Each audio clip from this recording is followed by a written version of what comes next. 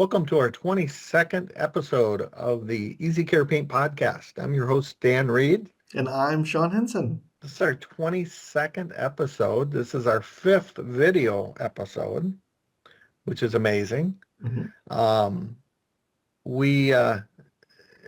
This one, we started the whole thing about woodsman stain and staining in particular last month. Yes, that's right. Which took up a lot of time, but we also thought that we needed to go through the steps to doing a staining project, the 50 easy steps that can be completed in 6 months. Mm-hmm. Yeah, okay, absolutely simple. Okay, maybe I'm joking there, but it's going to seem like 50 steps. But we're going to go through those steps, and hopefully you can use this information to guide your customers to get the best staining results, and you can be thought of as a Dexpert. Like I said, this is our fifth video, and you're kind of moving some things around now, Sean? Yes. So an important thing to know is that we started this as an audio podcast, but we are officially retiring the audio only version. So the last 4 episodes we were doing video and audio, and if anyone was continuing to listen, the provider we had for the audio podcast, we're actually discontinuing that, but you can still get to all of the audio podcasts. All those old episodes are on NetWarehouse. So if you go into NetWarehouse and then you find TVU under the training menu, there's a link to the EasyCare Paint Podcast, and then you'll see an archive link in the menu, and that's where you can find all of those audio episodes. And we're calling all of those that were audio only seasons 1 and 2. And then with the introduction of our video podcast that started in February this year, that's the beginning of season 3, and that's right on the main page. So you can find us in YouTube or on YouTube on the EasyCare Paint channel, or you can watch them from that EasyCare Paint podcast page that's on NetWarehouse. So either way works. And if you do get on the video portion on the EasyCare Paint YouTube channel, we have some other types of videos on there, and we're going to be putting more videos on there, a little bit of training, a little bit of product knowledge, stuff like that. So I'd highly suggest subscribe to it. If you subscribe to our channel, then you'll get notifications. Hey, there's another video, or, including our podcast too. Absolutely. And then another thing that we've done is we've officially made there was a playlist that was the podcast. We've turned it into a podcast playlist. And the only reason that's important is that if you were someone who liked to view or listen to us on a device like your phone, if you download the YouTube Music app, that one lets you play it more like a podcast. If you're familiar with the regular YouTube app on your phone, unless you're a premium subscriber, if you go to something else on your phone, it immediately stops playing. But that's not true with the YouTube Music app. So that one, you can find us there, pull us up, you can play an episode. It actually has a toggle. So if you're like, mowing the lawn or something, you just want to listen to us, you can just switch it to audio only. And then if suddenly you think it's worth seeing us, you can switch it back over to video and watch. So, but that's that one will give you a similar experience to the when we were doing the audio only podcast if you were listening on your phone. Good. So hopefully the music one doesn't change us into singing, though, right? That's right. This is a musical podcast now. That would be pretty ugly because my musical talent, I can't even play the radio without static. So that's the limit of my music talents. So good to know. But good to know. Yeah. So we also got to take a road trip together, which was real fun. Yes. We went up to the beautiful state of Wisconsin, and we went to Mazo Hardware in Mazomanie, Wisconsin. I think you'll find it interesting. It was the Mazo store. Renee, who runs that place, is a Wonder Woman, and you will see why when we get to that part. She's amazing. She really is. So let's get into learning more about deck and deck prep and make you a Dexpert. All right.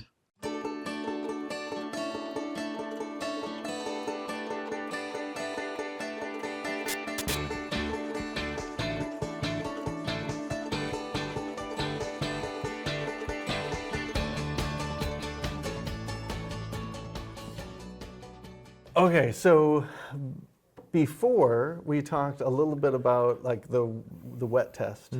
So what else do you have to do to make sure that your deck is ready to be stained? Yeah, good question. Not one you're going to like the answer to, but good question. That's what I figured. Yeah, I know. I hate being the guy that tells people this, and you folks out there, I know, you'll tell these people this, and they're not going to do them all, But if you can get them to do some, at least they have a sliver's hope of stain lasting. But you always want to start with, once you've done that water test that we talked about, and it's ready, it's got to dry out, right? But before you stain it, but we got a ways to go before we get to that point. Okay. Step one is, if you've got plants or flowers or anything like that around your deck, you need to water them real good so that the roots get wet. Okay. And the plants get wet. And then I would cover them with a plastic, just because some of the next steps, what we're going to talk about, is using some chemicals that are a little caustic. And so if those chemicals happen to get on the leaves of your plant or the flowers, they'll hurt them. Okay, because these are chemicals we're going to put on and then wash off. Correct. Right? So they'll spray. And, yeah, and that way, like I say, if you water the plants and then plastic them, they won't get it on them. And if the roots are all got good water in it, it'll help dilute any of it that gets there. Okay. And it should be fine. So that's step one. Okay, step one. Step one. Step two, you need to strip your deck. Okay. Okay. Now, I don't care if it's a brand new deck or it's 10 years old. You have to strip it if it's a brand new Brand deck? new You've deck. never put anything on it before Still, in your life? the recommendation is stripping it. What are you stripping off of it?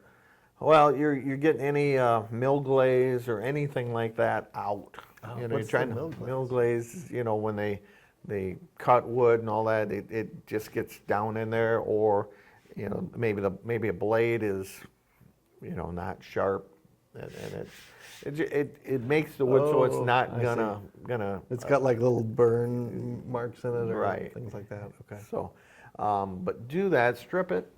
It'll get rid of solid color stains. It get rid of semi-transparent stains. Doesn't matter if it's oil or latex. Get rid of both of them. You put it on. Just let it soak for 15 minutes, and then rinse it really, really thoroughly. Do you just brush it on, like with a? Or do Yeah, roll it on, you or can just. you spray it on? It's a liquid, like a water kind of liquid. So you just kind of. When I did it, when I did my deck, I took like a bucket and put it in, and then I just had one of them brushes on a handle and just got it and kind of scrubbed each board with it, and then just leave it. Once I did all of it, just let it set like 15 minutes. And so a couple words of caution is, make sure you tell your customers, don't get it on their patio door. Don't get it on their siding. Oh, because it'll strip it. It's going to strip it. Yeah. It doesn't know the difference. You can't tell it, hey, don't strip this, just strip this. Yeah. Right? So It's not smart yet. It's not that smart. Yeah. That's coming soon. AI is working stripping. on it. Yeah. And the other thing I can tell you, this is a lesson learned by a dummy. Don't do it in bare feet. Oh, yeah. Yeah. That makes sense. Because you will do a happy dance. Seems like not happy. Yeah. It's not a happy dance. Yeah. So it will burn your skin a little bit. So make sure you wear shoes or something, and then rinse. So the next step is, and then, you'd say, well, I just stripped it. It should be good to go. But now you use a brightener. Okay. Take a bucket, throw your brightener in it, do the same thing. Same process. And what that does, helps to open up the surface so that your stain or your wood is ready to accept the stain. Okay. Okay. How do you, I'm just curious, like, so when you strip it and then you rinse it off, you just assume that did what it's supposed to do and you're ready for the next step? Well, yes. Okay. And when we're done, I'll explain how. Unfortunately, you can't be 100% sure until you're finished. Okay, so you just keep going. Okay, so going. we'll keep plowing through. Okay. You plow through. All right. The other thing a brightener does is, if you didn't get any of that stripper off, maybe there's a little bit of it there, it'll help neutralize that acid in so that it'll clean it off. Okay. And that you put on, leave it set 10 minutes. Same thing, I would not get it on siding, I would not get it on my patio door, try not to get it on your skin, and then rinse, rinse, rinse, rinse, okay? So now we've done that. Now, then you let it dry, and depending upon your deck, this is an optional step, okay? But then you come back and sand the deck, and you could either use like one of those rentable big floor sanders. They work really, really nice. That's what I used on my deck. Or you can get a palm sander. They'd work fine too. You want to use between 30 and 50 grit just to kind of get any extra dead wood out, make it smoother. If your deck's in pretty decent shape, like if it's a new deck, probably could get by without doing this. Is there a reason you don't do this first? Well, you want to get anything off first and strip it instead of, otherwise you're just, if you got a stain on there, it's just going to clog up your sandpaper. Ah, I see. So it works more efficiently. More efficiently, once you've got all the junk off of it. And like I say, this is kind of, in my opinion, an optional step depending upon, how your deck is. Okay. Now the negative is you do the ones, let's say on a Saturday, and then you have to come back and do this one the next day because you got to let it dry because you can't sand a wet deck. Oh, yeah. Yeah. So, if you let it dry, you sand it. And then after that, if you sand it, come back and use just a quick deck cleaner, which is something you could use every summer anyway to clean your deck. So this is better than just water? Yes, it'll clean up and pull out anything, any dust, anything else, just to make sure it's nice and clean. Same thing, you put it on, let it set 10 minutes or so, and then kind of rinse it off.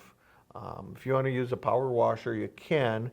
However, I've heard that can be bad. That can be bad. Power washers scare me, especially with Joe homeowner, because they don't know what they're doing. They'll get 3 inches away and turn it up to 1500 psi, and then you can literally blow up the wood so that it's not going to accept stain. Okay.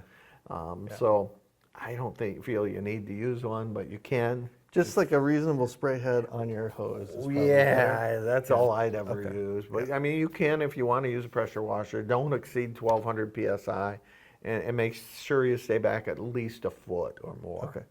Okay. And then after that, then it's time to see if your deck is ready. Remember we talked earlier and you said, well, do I know if that worked? Well, now we're going to find out if it worked. Good, okay. So now we're just going to, all your hard work paid off. Yep, we're going to pour the water all over the whole deck, and if we have spots that beat up, guess what? Something's still there. We got to go back and strip that area. So you go back to the first step. Okay. Yeah. Hopefully we've done a good job. Nothing is beating up, and we're good to go. Do you run into that very often, where if you followed those steps that you're gonna? If you've done the job right, the problem is if it's a bigger deck, maybe you're getting towards the end and you're like, this is hard work, and you maybe you've run out of beer or whatever you drank, Sure, okay. and so you're not doing as good a job as you could have, but if you do it right and do the job right, you should be good at this step. And like I say, this step kind of goes with the last step of any, doing a deck wash, because as soon as you're rinsing the deck wash, it's wet. So all you have to do then is look. It's not like you have to wait and do this step, right? Because so you put the deck wash on, you clean it, and then you look at it. Just kind of look at it. Yeah. Okay. So.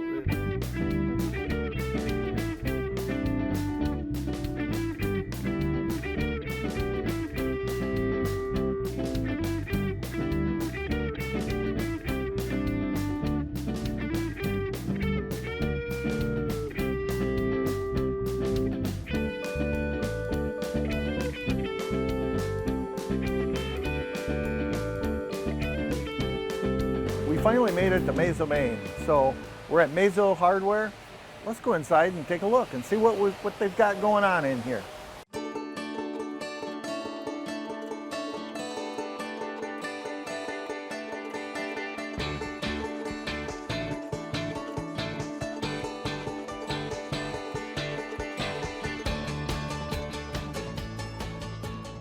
Well, hey, we said we were going to come up to Wisconsin, so here we are. Hey, go Badgers! Go Badgers. You got it. We're in Mazomanie, Wisconsin with Renee from Mazo Hardware. Welcome to the show. Hey, thank you so much. Love having you. Tell us a little bit about yourself first. I've been in the hardware business for almost 16 years. Before that, I spent 30 years as an early childhood educator. Wow. So That kind of crosses over to people. exactly, I say that all the time. I say that all the time. And then you were at a college too, correct? Yep, I taught at Madison College. I taught people how to either run child care programs or teach young children for 19 years in that career. I'm Right? curious how you went from education to hardware. My husband is originally from Pakistan, and so we've been married 40 years. Wow. And he has worked in corporate settings, in health insurance, doing public relations marketing, and he bought the store so that he could own something and he wouldn't have to be a brown man in corporate America. And I happened to be in between jobs when he signed the papers and said, "Hey, can you run this for me?" And I said, "I don't know. I'll try." And here I am. And you've done a fantastic job. Thank you. I feel I have done a good job considering I had to learn everything. And I had a lot of people assuming I would fail. I actually paid a consultant to come in at one time because I didn't know what to do and I was overwhelmed. And the woman came in and looked at financials and talked to me and said, "I think you should file for bankruptcy because your business is going to fail." And then the next man who came in charged me $8,000 to tell me that I should hire a gentleman to be the manager because I didn't know what I was doing. And so I figured it out by myself when I'd been told over and over that I was going to fail. Well, So the reason you seeing me stand here, there's a lot more to how I got here than just, how'd you fall into that? right. Yeah, Well, absolutely. Well, that logo seems really appropriate. Thanks. Yeah, tell the listeners more about your logo and how you came up with it. When I was a little girl, I had 3 brothers, still have them, thank God. And there weren't any superheroes that I could look up to except for Linda Carter, Wonder Woman. Wonder Woman. I still have the towel that I got in 7th grade with the Wonder Woman logo on it. And I've sort of always maintained her presence or the presence of Wonder Woman as a strong female figure that I could look up to. And so this is an homage to the Wonder Woman logo, so it's upside down, and instead of stars, it has hex head bolts on it, and so yeah. I love it. Well, and great, yeah. in the hardware industry, it's tough for a lady to get the respect they deserve. I had And- fake mustaches for a while. Did you know that? I did. So I did not know that. I had glue-on mustaches, and because most of the time, even if I'm standing with a high schooler, a customer will come in and start speaking to the high schooler, and it's like, well, I actually know the answer to that, and I will help them. So for a while, if they'd say, "Well, is there a guy here who can help me?" I'd put my mustache on. Is this going to help? Because I'm the only person you have that can answer that question today.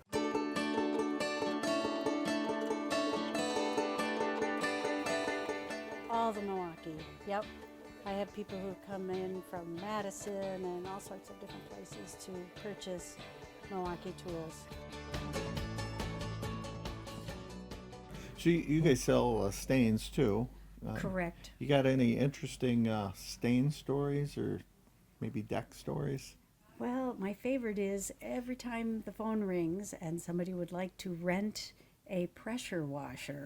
Know where I'm going? It's like, what are you going to use this pressure washer for? Oh, I'm going to use it on my deck and then I'm going to stain as soon as I'm done. I said, well, let me tell you about how the water ruins the grain, and let's talk about the fact that if all that water is in the wood and we're in Wisconsin, the expansion and contraction, you're going to come back and buy more stain for me next year. Not that I wouldn't want to sell it to you. So I've saved people a lot of money and effort to help them think of better ways to prepare their deck, clean, dry, dull, and not full of water from a pressure washer. Yeah. That's So- got to build a lot of credibility because you're not selling them something in the process. You're actually, Stopping yeah, from you're buying, yeah. I do the same with grass seed. We put the fast grow annual bag at the end, so it's farthest away.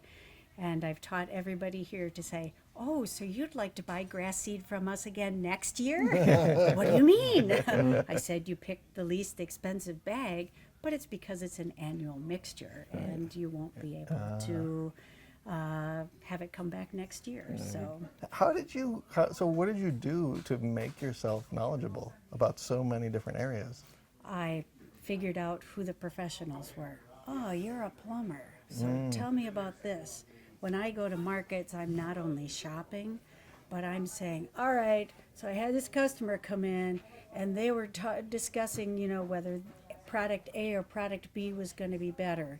Can you tell me about your product? Can you give me sales tools? Can you give me information, research? Help me, help me, help me. I try to go to trainings when they're available, and I talk to my customers who are experts to get their feedback on what works best. That's great advice for all you stores out there, in my opinion.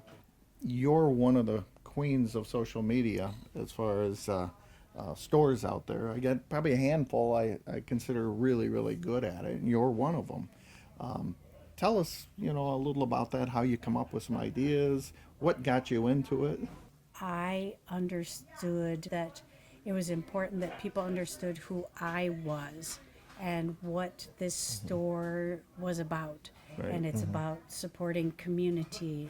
And I would hope that the image that I portray truly represents who I am every day on the store. So I have people that just enjoy a good giggle and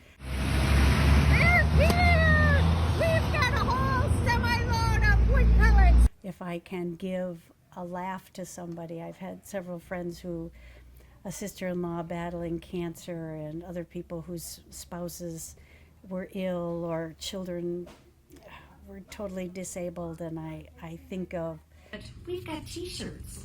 A lot of them are big. Extra large. We have large. We have mediums. We have work skins. We have sweatshirts. So come on in. You know what? We even have pants. people, who are in a tough place, and life is very difficult for people, and a lot of comments I get are, thanks for the smile. And You just bring one smile to them. Yeah. yes, Hey Renee, you want a haircut? What? Oh, you know! It's got to be fun for your employees, but it's also people buy from people. That's the bottom line. And if the people shopping in Mazomanie probably feel like they know everybody here, even Yes. just through the videos. one night, might have been 2 years ago in the winter, I actually spent the night at the store because there's a big snowstorm, and had been thinking all day about these goofy things that I could do to a night at the hardware store. So all I did was still photos, and then I made captions. So if we go and look in the bathroom, you're going to see that it looks like Wonder Woman is on the pot going potty. And I set my phone on the counter and kind of made this look like, I'm bored peeing. Right before I was setting up my piles of sunflower seeds, I see a mouse run across the store. So I put a bunch of mouse traps around and took a photo. This is my bed because I saw a mouse. I want to make sure I'm safe. And then I took greeting cards and set a bunch of stuffed animals up. I read stories to my friends, and then I went fishing. So I got a little ice fishing pole and had a bucket, and I was practicing my ice fishing skills. And just a couple days before that, a local news channel had come out to interview me about something. and they saw that. So then they put the link on their WKOW station, whatever, with my silly little set of photos. But That had to be fun. it was, Yeah. it just cracked me up. Nice. We really appreciate you taking your time to spend a few minutes with us here today. Store's been busy. We've been hearing that. So I know we're keeping you away from customers, which may be good, may be bad. I love my customers. Yeah, I know. We're that's nobody without them. So Without your customers, there's no need for you. yep. Yes. Yep. So we appreciate it. Thank you very much. And let's go check out some of her store.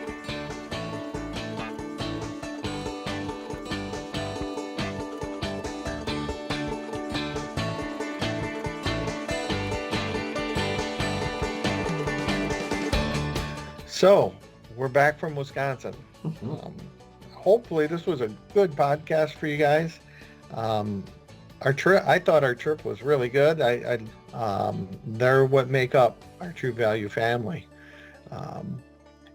Hopefully you take some of them tidbits, the 50 steps we talk about, which is not really 50, but take them to heart and help your customers, As always, if you'd like to be on, you've got something really cool, something you've done, we'd love to hear from you. We'd like to, who knows, we might take a road trip to your store. So if you happen to be a store in a really warm, nice location, we'd really like to hear from you. Absolutely. All joking aside, we'd really love to hear from you. We want to hear good feedback, bad feedback, ideas. It's all helpful because this show is for you, and we want it to be a place that you can come back to regularly and continue to learn things and pass on to your team members at the store who would benefit as well. So once again, we appreciate you. Thank you, and happy selling. Happy selling.